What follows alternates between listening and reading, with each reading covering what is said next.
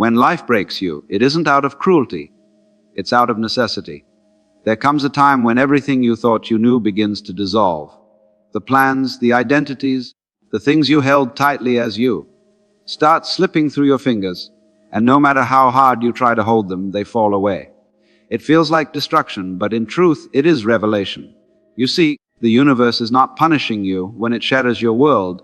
It is peeling away the layers of illusion that have kept you asleep. It is burning down the false house you built so that you can finally see the sky. When everything collapses, you begin to notice something that was always there. The quiet stillness beneath the noise, the awareness behind the pain. Before the breaking, you might have lived according to ideas, what success should look like, how happiness should feel, who you should be.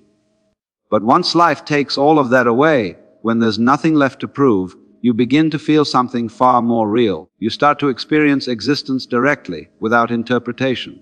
You start to breathe again, not as an identity trying to survive, but as consciousness simply being. It is in our lowest moments that truth often reveals itself most clearly.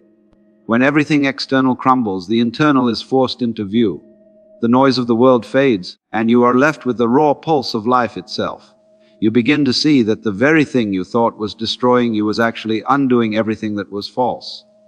Pain becomes a teacher. Harsh, yes, but infinitely wise. It strips you of your masks, your pride, your pretenses, until only your essence remains. It leaves you naked before reality, and in that nakedness, there is a strange kind of peace. When the mind stops fighting what is happening, when it stops saying, "This shouldn't be," something opens. You begin to see that the breaking was never random. It had purpose. It was the universe's way of saying, "Wake up. You are not the roles you play. You are not the stories you tell yourself. You are not your success or your failure." It's almost as if life conspires to corner you into stillness, to make you so tired of pretending that surrender becomes the only way forward. And surrender, though it sounds like giving up, is actually the beginning of real strength. When you stop resisting, when you stop clinging to the person you thought you were supposed to be, you begin to discover the one who has been here all along, the silent observer behind all your experiences. That awareness, untouched by pain or joy, loss or gain, has been quietly watching every moment of your life. The breaking simply makes you aware of it. The truth is, people rarely awaken in comfort. Growth is not born from ease but from friction. You don't learn who you are by being constantly fulfilled. You learn by being emptied. The emptiness forces you to look deeper, to search for meaning beyond the temporary. You start to see the patterns. How life gives and takes, how death and rebirth are part of every breath, how endings are not punishments but transitions. Every collapse is a quiet invitation to step beyond the small self that clings and fears into something much vaster. When the walls of your world fall down, you might cry, you might rage, you might plead for answers. And that's part of the process. But underneath the noise of your grief, there's a quiet knowing that begins to surface. It whispers that maybe this breaking is what you've needed all along. Maybe the very thing you begged the universe to prevent is the one thing that could truly wake you up. Pain becomes sacred because it tears apart the lie that you are separate from the flow of life. And after enough breaking, something changes. You stop asking why this is happening to you, and you start to understand that it's happening for you. You start to see that the cracks in your life aren't flaws. They are openings. Openings through which awareness, compassion, and truth begin to pour in. You stop needing to fix everything and start to observe. You start to trust. You begin to see that life doesn't destroy for no reason. It dismantles so that you can remember. What you remember is that you are not a fragment of existence, struggling to hold on. You are the whole of existence, experiencing itself through the rise and fall of your story. And once you realize that, even your brokenness becomes holy. Because it was only through the breaking that you could awaken to the truth. That what you truly are cannot be broken at all.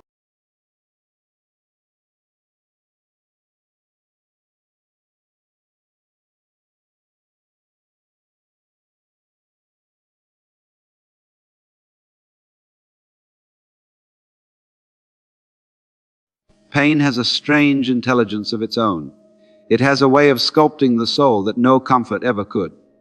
When life wounds you, when it takes from you something you thought you could never live without, something deep within begins to stir. At first, it feels like despair, the raw ache of emptiness, the unbearable silence after everything you knew has fallen apart. But if you sit quietly with that pain, if you stop running from it and let it move through you, it begins to transform. Slowly, sorrow turns into understanding, and understanding turns into compassion. Suffering opens the heart in a way that nothing else can. Before the breaking, we live behind walls, guarded, careful, afraid to feel too deeply. But pain doesn't ask for permission. It breaks those walls wide open. It forces us to feel not just our own suffering, but the suffering that runs through all living things.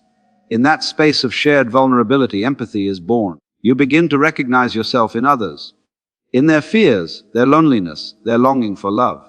You realize that everyone you meet is carrying something unseen, some private ache behind their smile, and that realization softens you. It's easy to love when everything is going well.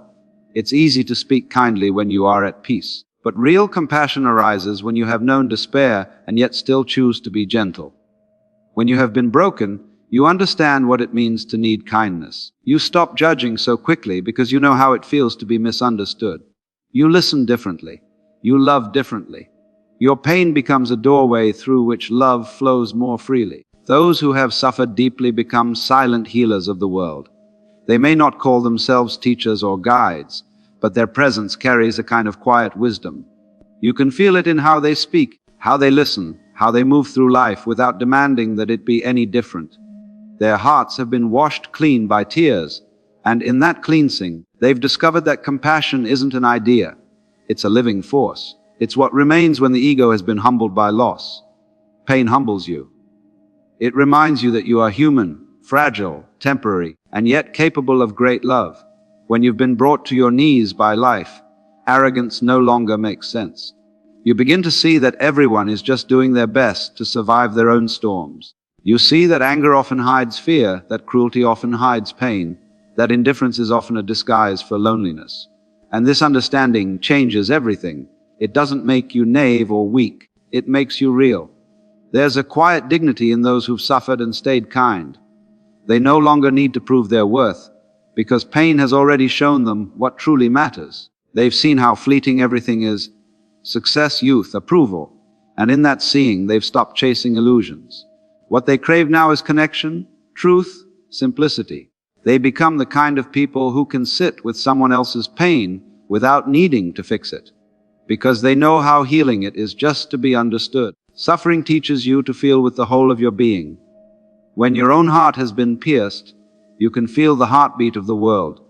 The tears of a stranger are no longer separate from your own. You begin to sense the invisible thread that connects all life, the shared rhythm of joy and sorrow, birth and loss, love and letting go. This is what gives damaged people their quiet strength. They have walked through fire, and instead of becoming bitter, they've become warm. Of course, pain doesn't automatically make someone wise. It can also make people close off, build higher walls, or turn their wounds into weapons. But those who allow pain to open them, instead of harden them, become living examples of transformation. They show us that it's possible to suffer deeply and still choose love. They show us that compassion isn't weakness. It's power, the kind of power that heals without force. When you've known real pain, you begin to live differently. You speak more gently. You forgive more easily.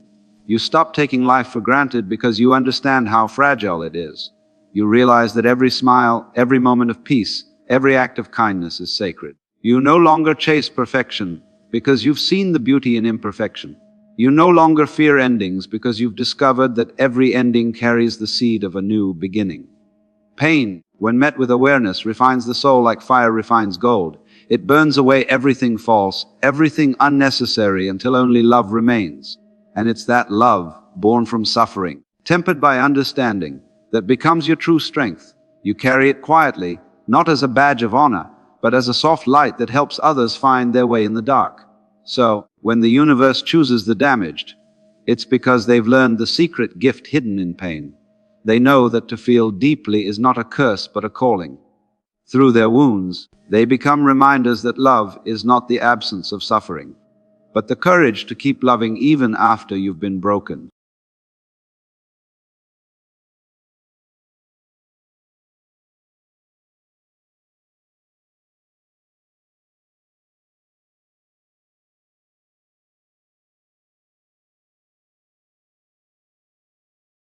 When you begin to trust stillness, you realize that you don't have to force growth. Flowers don't bloom by effort, they simply unfold when the time is right. In that same way, your own growth happens naturally when you stop resisting the present. Every insight, every healing, every change arises on its own from the quiet space of acceptance. What you are seeking through striving is found in the silence between your thoughts, in the simple, undemanding awareness of being here, right now. Letting go is one of the hardest lessons a human being can learn because it feels like losing control, and control is what the mind clings to for safety. We believe that if we can just manage every outcome, every relationship, and every moment, life will finally go the way we want it to. But the truth is, control is an illusion.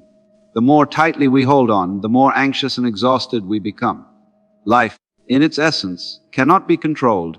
It can only be experienced. The art of surrender is not about giving up. It is about trusting that life knows how to live itself through you, without constant interference from the mind. When you begin to let go, it can feel unsettling. The ego panics because it thrives on resistance. It needs something to fix, something to protect, something to prove. Yet, when you surrender, even for a moment, you start to feel a deep stillness beneath the chaos. It is the same stillness that exists in nature, where everything flows effortlessly without struggle. The waves do not resist the tide, the wind does not fight its direction. This is the natural rhythm of existence, and you are part of it. When you stop forcing life to follow your script, you discover that it already moves with a kind of perfect intelligence. Surrender does not mean you stop caring. It means you stop carrying the weight of how things should be. You begin to see that your suffering was never caused by life itself, but by your constant insistence that it be different. When you let go, you release the mental tension that keeps you trapped in conflict with reality. You start to breathe again.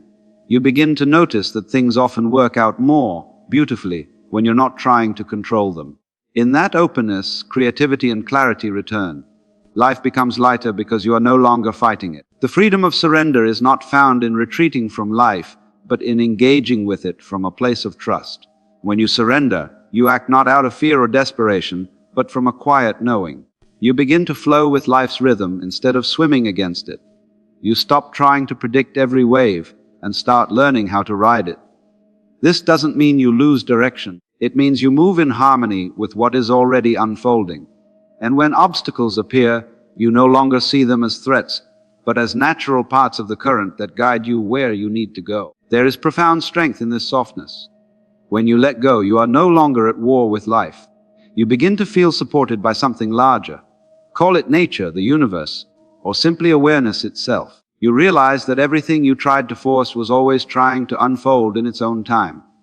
To surrender is to return to that timeless flow, to allow life to move through you freely, and to discover that peace was never in control but in trust. When the mind finally becomes quiet, something remarkable happens. The world that once appeared dull, repetitive, and colorless begins to come alive again.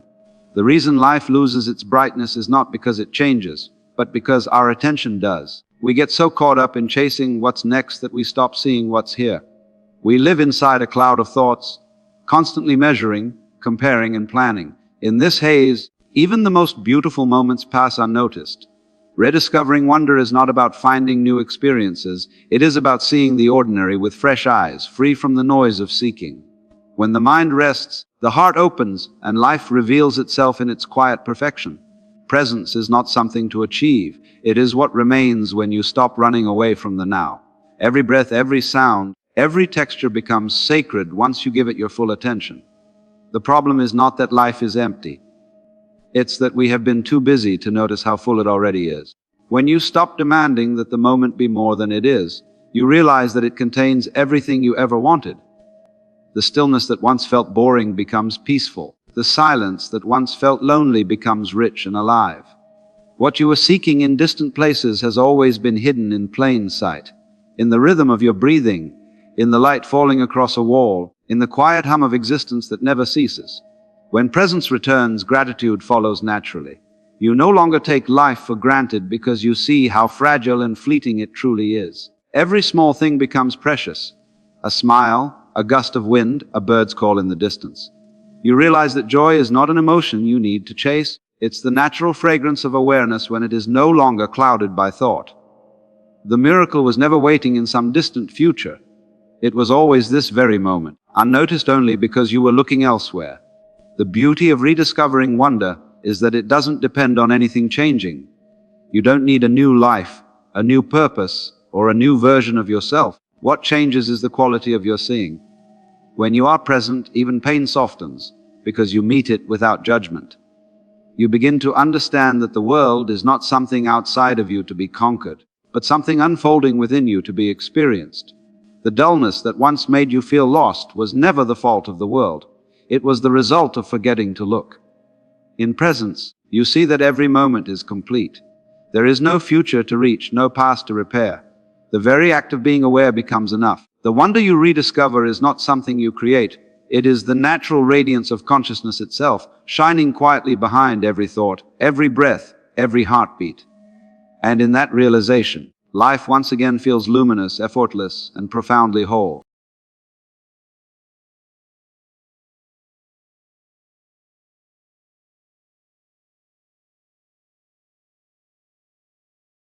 Perfection has always been humanity's favorite illusion.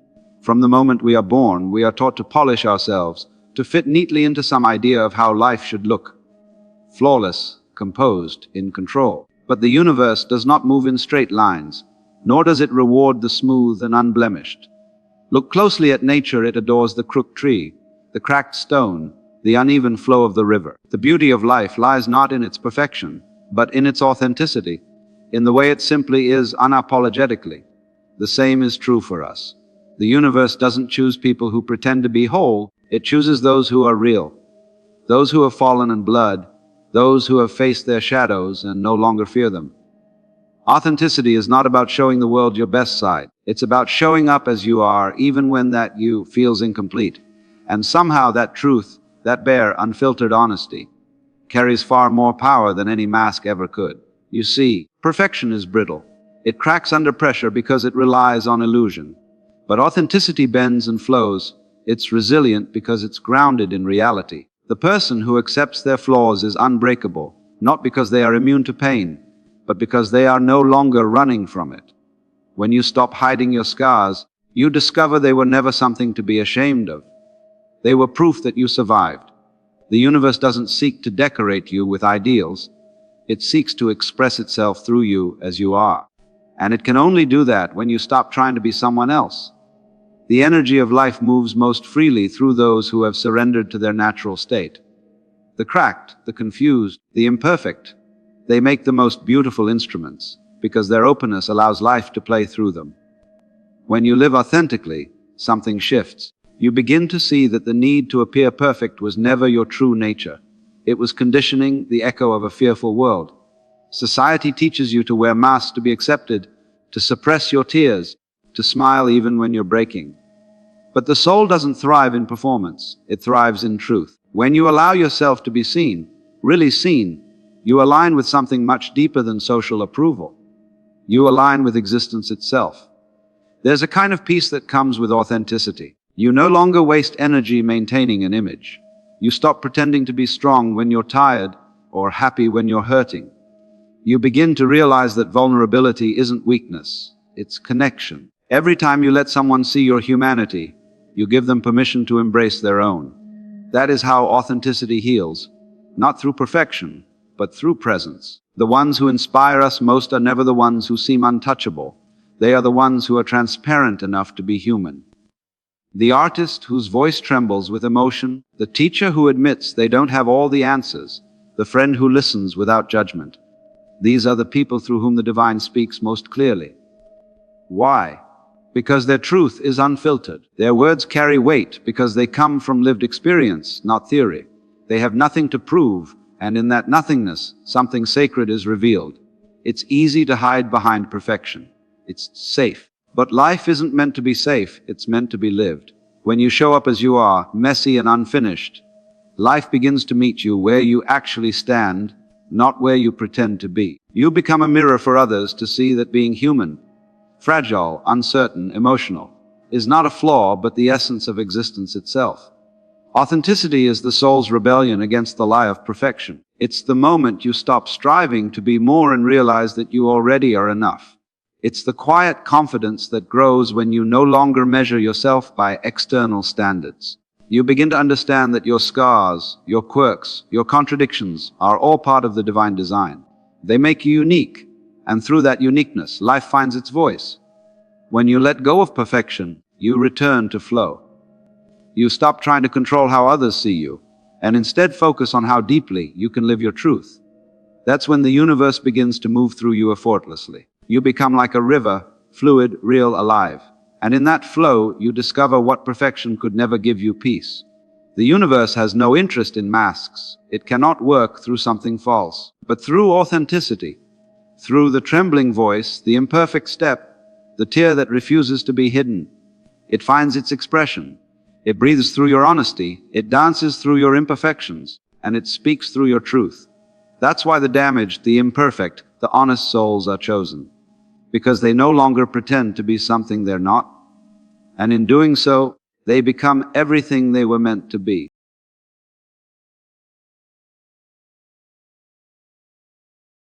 There comes a time when the breaking becomes too deep to repair, and yet something in you refuses to die. You lose what you thought defined you. The roles, the identities, the attachments. And for a while, it feels as though there's nothing left. You wander through the ashes of what used to be, searching for the person you once were, but they are gone. And as painful as that realization is, it marks the beginning of something extraordinary. Because in losing everything, you discover what cannot be lost.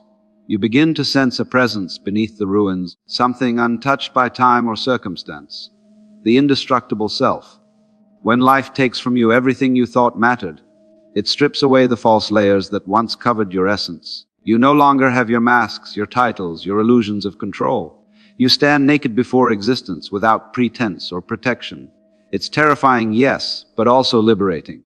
Because what remains is something unbreakable, something that no tragedy or loss can touch. It is pure awareness, the silent witness to every rise and fall of your story. It has been there since the beginning, waiting for you to remember. At first, this realization doesn't come as a burst of light or revelation. It comes softly, in the quiet spaces where pain once lived. It comes when you realize that even in the depth of sorrow, there is something within you that simply watches. It doesn't resist, doesn't panic, doesn't cling. It observes. That watcher, that presence, is the essence of who you truly are. The damaged person in their breaking begins to see this truth clearly because they no longer have illusions to hide behind. Pain has burned away everything false, and what's left is the flame that cannot be extinguished. This discovery changes how you see the world. You stop identifying with your suffering and begin to see it as part of a larger unfolding. You start to realize that every loss, every heartbreak, every moment of despair was carving away the unnecessary. The layers that kept you from your own depth, the self you thought you were, the one chasing approval, fearing rejection, grasping for meaning, was never truly real. It was a temporary costume worn by something eternal. When that costume tears apart, you finally meet the one wearing it. And here lies the quiet paradox: what feels like death is actually birth. The ego, the identity, the fragile sense of me, must die for the deeper self to be seen. The universe breaks you not to destroy you, but to show you that you were never the thing being broken. You were always the vastness in which breaking happens. The pain was a doorway to that realization, not a punishment, but a passage. Through loss, you are returned to wholeness, to a kind of freedom that doesn't depend on external circumstances. This awakening doesn't make you invincible in the way the world defines strength. You still feel sadness, fear, and longing, but they no longer define you. They pass through you like waves on the surface of a vast ocean. Beneath them, there is stillness, the same stillness that has always been there, untouched by storms. That stillness is your true nature. Once you've touched it, you can never again fully believe in your own brokenness. You can hurt, but you cannot be destroyed. People who have discovered this through their pain carry a quiet radiance. They move through the world differently, softer, slower, more present. They've seen behind the curtain of life and know that everything, even suffering, has meaning. Their calm doesn't come from ignorance of pain, but from intimacy with it. They've gone to the edge of despair and found that even there, life continues to breathe. Even there, something sacred endures. This is why the universe chooses the damaged. Not because they are better or special, but because through their breaking, they've glimpsed the truth of what they are. They've seen that the essence of being cannot be fractured. They become living reminders of resilience, symbols of what it means to be both fragile and infinite at once. Their scars tell a story not of defeat, but of transformation, of the divine remembering itself through human experience. When you realize you cannot truly be broken, life no longer terrifies you. You stop resisting change, stop clinging to permanence, stop fearing loss. You understand that everything you experience, love and grief, creation and destruction, are just movements within the same eternal consciousness. You are not the waves crashing, you are the ocean holding them all. And from that awareness, compassion blossoms naturally. You no longer see others as separate or their pain as foreign. You recognize the same unbreakable presence within them that you discovered in yourself. The same light shining through every scar, every tear, every moment of surrender. That's the secret the damaged carry. That underneath all the breaking, there is something that cannot be broken. It is life itself, awake within you, eternal and whole, quietly whispering you were never lost.